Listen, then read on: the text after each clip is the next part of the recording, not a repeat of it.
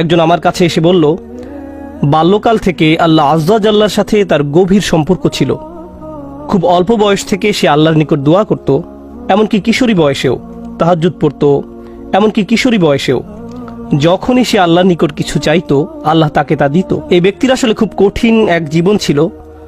অল্প বয়সে বাবাকে হারান, কোনো ভাই নেই, এই বোন খুবই একাকিত্বের জীবন কাটিয়েছেন এবং সিদ্ধান্ত নিয়েছেন সত্যিকার অর্থে আল্লাহর উপর তাওয়াক্কুল করে থাকবেন।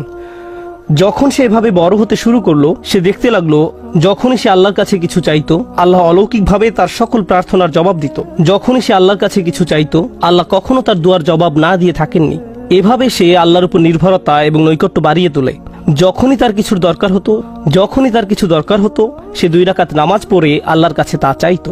তো তার আসলেই আল্লাহর সাথে খুব সুন্দর একটা কানেকশন ছিল। তাহলে এখানে প্রশ্ন কোথায়? প্রশ্ন আসে এই ব্যাপারটা থেকে যে সম্প্রতি তার জীবনে সে অপ্রত্যাশিত